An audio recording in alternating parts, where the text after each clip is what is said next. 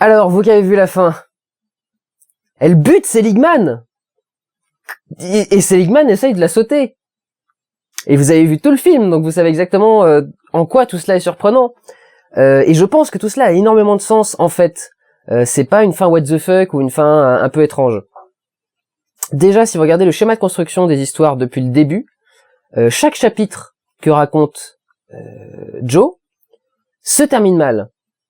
C'est marrant parce que toutes les séquences sont toujours assez joyeuses, assez légères, assez fantasques, et qui provoquent un peu de rire dans le public. Et il y a toujours un moment à la fin où ça chute et où ça change complètement, où ça devient dramatique. Exemple, l'histoire avec son père, toute l'histoire se passe très bien, c'est très sentimental, c'est très beau, et à la fin, elle se met à mouiller. L'histoire avec dans ce film par exemple, l'histoire avec K, donc c'est K, le sadomaso, joué par Jamie Bell. L'histoire avec K se passe très très bien jusqu'à la fin où elle quitte son mec et son fils, donc en fait il y a une espèce de brusque retour à la réalité à la fin de chacune de ces histoires. Et je pense surtout que en vérité, Joe embellit un petit peu ce qui lui arrive. Je pense qu'en vérité, ce qui s'est passé était beaucoup plus glauque que ce qu'on voit, et qu'en fait, parce que c'est ça qui est important.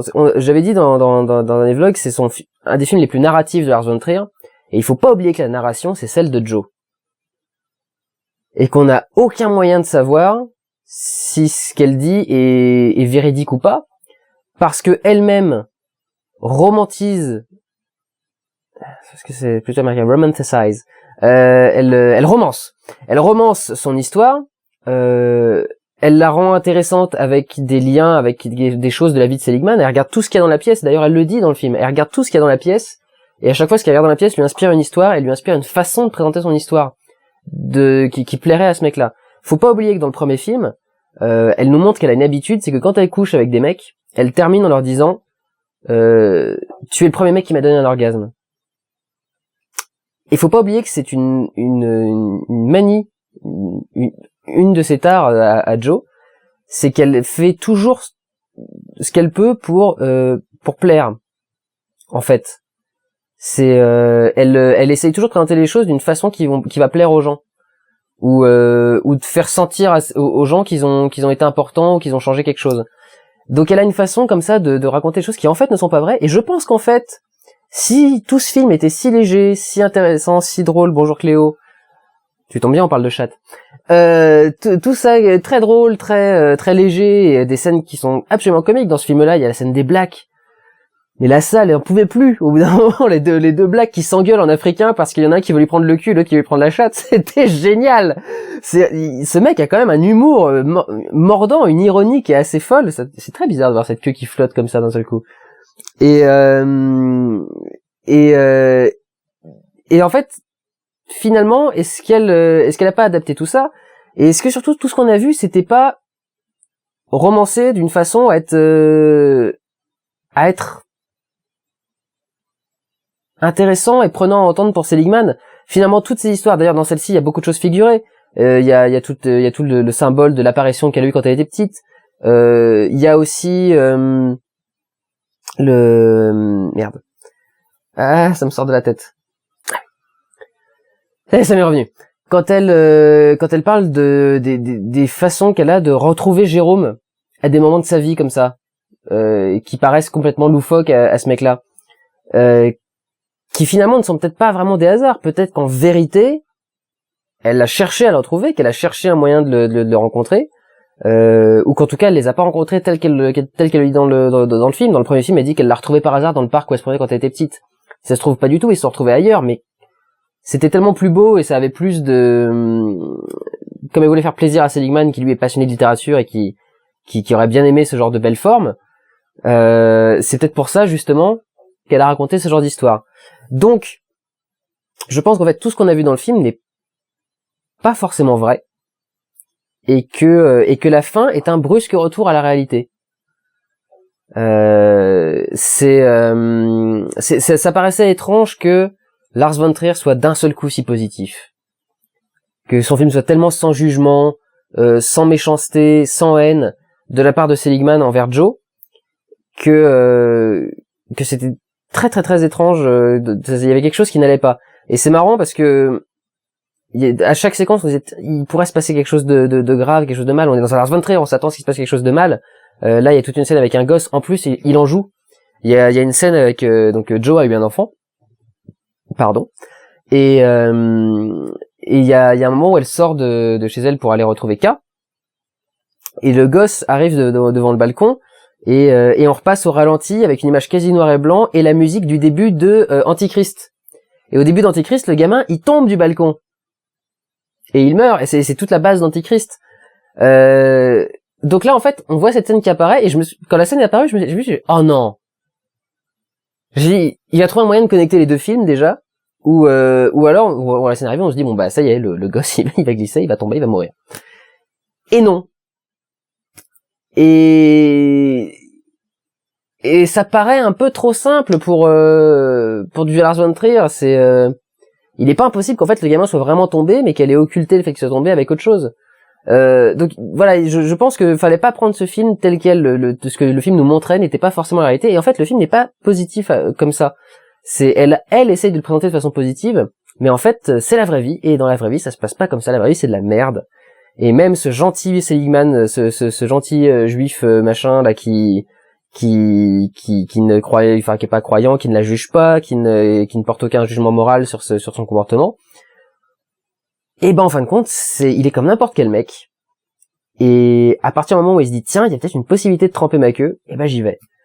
Je pense qu'en fait il est pas asexué comme il l'a dit, c'est juste que il a dû tellement attendre avant de coucher avec une nana, il devait être terrifié, qu'il s'est retrouvé trop vieux pour le faire, et que du coup il est maintenant comme ça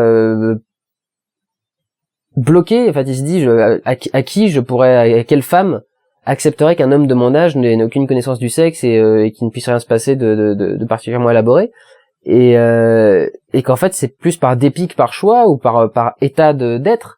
Elle dit une personne sur 1 million arrive à combattre sa sexualité, et en fin de compte l'idée c'est peut-être qu'en fait il y en a même pas du tout. Et le fait qu'il revienne comme ça dans la pièce et qu'il essaye finalement de la sauter alors qu'elle lui a dit qu'elle voulait changer d'avis, et qu'il se dise mais après tout pourquoi ne pas essayer, elle s'est tapé tellement de mecs, et elle s'en foutra que je sois bon ou pas, c'est après tout elle s'en fout. Donc voilà, il y a un truc qui est sympa. Après, présenté tel quel, et c'est là qu'intervient le problème de la séparation en deux films. Présenté tel quel, c'est tellement brusque, et il y a moins d'éléments dans cette partie du film qui amènent ce retournement, que c'est vrai qu'il y a un truc qui est bizarre. Quand le film se termine comme ça, et qu'on est tel quel, et qu'on ne réfléchit pas encore à ce qu'on a vu, on voit vraiment la scène arriver, on se dit mais qu'est-ce qui se passe? Enfin, normalement vous regardez la partie spoilers, donc vous devez l'avoir vu. Vous dites mais qu'est-ce que c'est que ce bordel? Et je sais que tout le monde dans la salle à la fin dit je comprends pas. Et j'étais retourné avec Julia parce qu'on avait vu la première partie. Elle pour le coup avait oublié certains éléments du film. Et c'est vrai qu'elle est sortie, elle a dit mais il a gâché son film avec cette fin. Et je sais pas, c'est peut-être un peu trop brutal, et ça aurait peut-être dû durer un peu plus longtemps, parce que ça arrive tellement vite, tellement brusquement, et surtout sa réaction est tellement excessive, parce que elle pourrait simplement lui dire non, mais il se trouve que voilà, après avoir pris cette résolution, après avoir pris cette décision, ça peut plus passer, et elle peut plus essayer, elle peut même pas essayer ou accepter qu'on essaye de le faire. Donc il y a quelque chose de très brusque, de très abrupt, qui fait du coup très étrange, parce que ce film est tellement construit, tellement posé, tellement amené, il laisse tellement faire les choses, que c'est très très très bizarre de se retrouver avec quelque chose d'aussi brusque, brut et abrupt. Donc c'est une fin qui est surprenante, qui peut pas plaire à tout le monde. Je fais surtout cette partie parce que ça n'intéressera pas la plupart les gens qui n'ont pas vu le film. Je fais surtout cette partie pour les gens qui ont vu le film et qui peut-être ont une petite incompréhension. Et je pense que c'est foncièrement le but et la raison de ce film. C'était d'en arriver à ce truc-là. Je pense que le film a beaucoup plus de sens quand on le voit en 5h30 d'une traite. Expérience à faire. Je ne sais pas quand est-ce qu'elle sera réalisable, mais 5h30 d'une traite et non censurée. Parce que j'ai vraiment très envie de voir ce qui est censuré. Ça me paraît aberrant qu'il y ait 1h30 de porno dans 5h30. Ils ont forcément coupé d'autres scènes, donc je pense qu'il y aura des choses très très intéressantes à voir dans d'autres scènes. Et tout cela aura beaucoup plus de sens si on le considère comme un tout. C'était pas possible de le sortir au cinéma autrement. La distribution est ainsi faite, un film doit être rentable. Déjà que apparemment le premier a pas marché des masses non plus. Donc c'était pas faisable de toute façon. Il faudra voir quand même le film tel qu'il a été pensé. Même si parce que là c'est vrai qu'on se dit en fait le porno qu'est-ce que ça apporte de plus. Nous on a vu un film, il est excellent. Vraiment, parce que c'est vrai que je pense même pas le préciser, mais ce film est excellent. Ce film est génial. Cet ensemble de films, enfin vraiment, je parle des deux collés en même temps. Partie 1, partie 2, en tant qu'un seul film. Et il est vraiment génial, et cette partie 2 est tout aussi bonne que la première partie. Mais c'est vrai que finalement, qu'est-ce que ça aurait ajouté de voir des pénétrations en plus et de voir plus de grosses bites à l'écran et de voir des trucs comme ça? Ça aurait pas forcément été un plus. Donc c'est vrai que c'est très intriguant et j'ai très hâte de voir cette version longue. Si elle sort au cinéma, j'en ferai un petit vlog. Je pense que même si je la vois que en Blu-ray, j'en profiterai quand même pour faire un petit truc, même très court, même 5 minutes. Parler de 5h30 en 5 minutes, ce sera compliqué, vous me connaissez, mais j'essaierai quand même de faire ça parce que ça m'intrigue énormément. Que dire de plus? Pas grand chose, on va dire. C'est vraiment une œuvre à part, c'est quelque chose de très particulier. C'est très inattendu et très neuf de la part de Lars von Trier. C'est très intéressant à prendre. Et je pense foncièrement que c'est un film plein de sens, où on apprend énormément de choses. Et où les personnages sont très très attachants. Et c'est vrai que cette fin est d'autant plus étrange que cette relation entre les deux était formidable. D'ailleurs, j'ai pas arrêté d'en parler dans ma première partie. Et j'avais dit que la relation entre Joey et Seligman était sublime et que c'était ce qui tenait tout le film et que ça marchait super bien. Et j'avais dit déjà à l'époque, il doit y avoir un truc derrière. Il va se passer quelque chose. Mais à vrai dire, cette fin-là est moins intéressante que ce que j'avais pu imaginer finalement. Enfin, c'est peut-être pas une bonne façon de le dire. Ce que j'avais imaginé me paraissait plus fort que ça, parce que ça aurait été quelque chose qui aurait été insidieux et qui aurait traîné dans la longueur et qui aurait été on imagine forcément des choses qui dureraient plus longtemps que ce qu'il y a dans le film. Il le cache en plus parce que l'écran devient noir, donc c'est quelque chose de très de très étrange comme fin, que ce rappel à la réalité soit comme ça. Et finalement, on a l'impression qu'il a presque honte de nous rappeler la réalité du monde. C'est finalement, bah oui, même ce petit mec, même ce petit monsieur qui avait l'air pourtant formidable et adorable et auquel on s'est attaché, et ben même lui, il est pourri jusqu'à la moelle en fait par sa sexualité. Et c'est quelque chose d'assez intéressant. Et dans la continuité du travail de Lars von Trier, en même temps présenté de façon complètement différente. Donc c'est vachement bien. Qu'est-ce que je peux dire du coup que j'ai pas dit dans le premier? On va parler des acteurs qui étaient pas dans le premier. Jamie Bell, assez prenant comme personnage. Je trouve qu'il est, bon évidemment il est très mignon, mais il a un personnage qui est vachement intéressant. C'est vrai que c'est cette façon d'avoir un mec qui est un dominateur SM, donc qui en fait est quelqu'un qui a le contrôle, et de le voir tout timide et très mal à l'aise, etc. Et voilà, quelque chose qui est assez intéressant dans l'exploitation du personnage. Il le joue extrêmement bien. Le coup du canard muet est absolument génial. Il a une tête d'enfant alors qu'il fait quelque chose de foncièrement pervers. Mais il a un sourire d'enfant quand il le fait. Je trouve que le contraste est génial. Donc la scène avec les acteurs blagues, enfin les deux blagues, j'en ai déjà parlé. Willem Dafoe, un peu déçu parce que très sous-exploité. Finalement, il apparaît même pas 4-5 minutes dans le film. et il a pas beaucoup d'impact sur l'histoire finalement. C'est un pont, c'est un billet vers un autre arc de l'histoire de Joe, mais finalement pas si énorme que ça. Donc c'était un petit peu une petite déception à ce niveau-là, mais peut-être aussi qu'il y a plus de scènes dans la version longue. Alors la jeune femme, j'ai pas regardé son nom, qui joue comment elle s'appelle? Ah, c'est pas J. Ah, je sais plus. Ou alors c'est elle qui est. Non, c'est pas elle qui est. Alors ça doit être J ou H ou quelque chose dans ce genre-là. Non, Madame H c'était autre chose. Bon bref, je ne sais plus comment ça s'appelle, mais sa petite protégée, la petite nana qu'elle prend sous son aile, qui là aussi, c'est pareil, cette histoire partait super bien, c'était très très beau, une belle romance entre les deux, et d'un seul coup, paf, alors qu'on l'avait pas vu venir du tout, il y avait rien qui nous le laissait passer, et d'un seul coup, paf, elle se tape son ex, elle se tape Jérôme en plus. Donc voilà, quelque chose de encore cette même construction, ce même schéma. Mais oui, cette petite nana qui joue elle aussi extrêmement bien, qui est très décontractée en plus dans ce qu'elle fait, et qui le fait vraiment très très bien, et qui est là aussi une belle découverte. Je sais pas si elle a vraiment l'oreille déformée, je pense que c'est une prothèse, mais là aussi quelque chose d'assez intéressant à voir. Donc encore une fois, du très très bon. Au niveau mise en scène, y a ce passage complètement fantasque de l'orgasme au début du film, que je trouve absolument formidable. Il y a cette là encore, je n'arrive pas à croire que ce film ait pu être tourné entièrement en Alexa. C'est pas possible. Il y a des passages qui ont trop de grains pour être fait à l'Alexa et en numérique. À moins que ce soit tourné dans un lieu extrêmement sombre et qu'ils aient poussé la sensibilité du capteur au maximum. À ce moment-là, peut-être qu'on puisse avoir du grain comme ça, mais dans le premier film, quand il y avait du grain comme ça, c'était en extérieur. Et là, c'est dans une pièce entièrement blanche, baignée par la lumière qui vient de la fenêtre. Je ne comprends pas comment ça pourrait être à ce point dans le sombre. Donc vraiment, je pense que c'est tourné à la pellicule, mais je comprends pas pourquoi c'est marqué Alexa partout. C'est pas possible. Je ne peux pas, je refuse de le croire. À moins que ce soit des filtres, évidemment. Il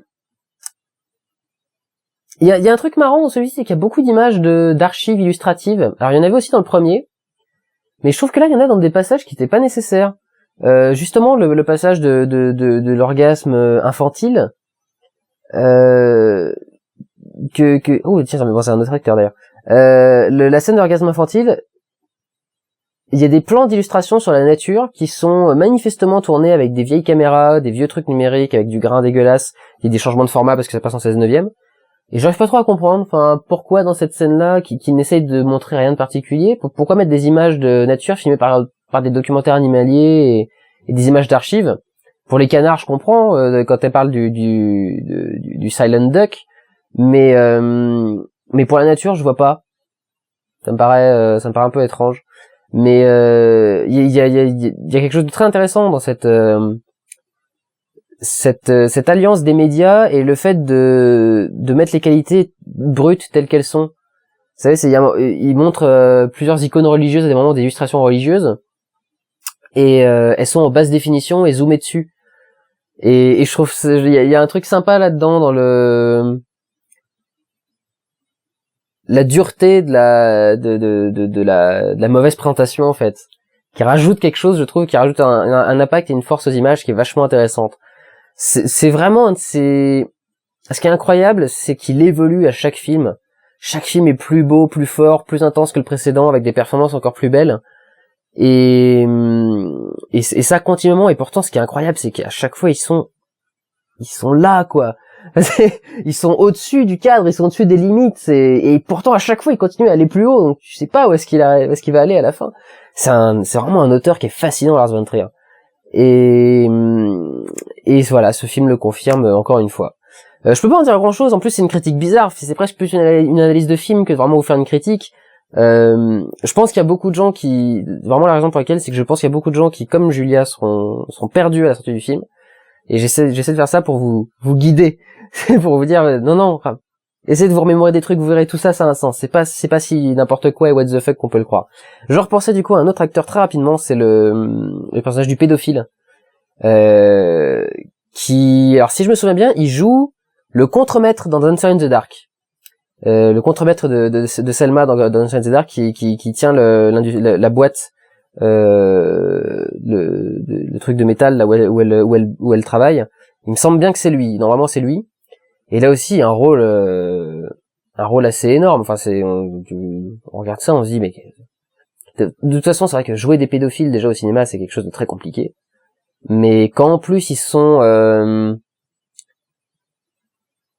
aussi profonds, c'est intéressant. Enfin c'est justement tout le discours que fait Joe sur lui après pour expliquer pourquoi elle lui taille une pipe est très sensé. Et finalement c'est vrai qu'on se dit mais il faut arriver à le jouer, un truc comme ça, arriver à se dire je suis un personnage qui aime les enfants, donc je suis quelque chose qui foncièrement me révulse, et en même temps je suis conscient, mon personnage est conscient que c'est répugnant, il se force à pas le faire, et donc quelque part j'ai une certaine noblesse en tant que pédophile refoulé. Ça doit être très très très bizarre de jouer à un truc comme ça, et encore une fois, acteur sensationnel mené par un réalisateur qui est au top, qui sait parfaitement donner les indications, qui sait tout faire et qui est incroyable. Donc voilà, on va s'arrêter là parce que ça n'a presque pas de sens ce que je suis en train de faire. C'est le peu de gens qui auront vu le film et qui seront intéressés par ce que je vais en dire. Mais vraiment voilà, c'est encore une fois quelque chose de fort, de beau, et je suis très content de l'avoir vu. Je suis très content qu'il ait pu le tourner, qu'il ait osé le tourner et qu'il ait pu le sortir. C'était une très belle expérience. Très très intéressant, et c'est vrai que c'est beau. C'est quand ce genre de film existe qu'on se dit c'est bien que le cinéma a été créé. Et ouais. Prenez soin de vous. Allez voir des films. Ciao.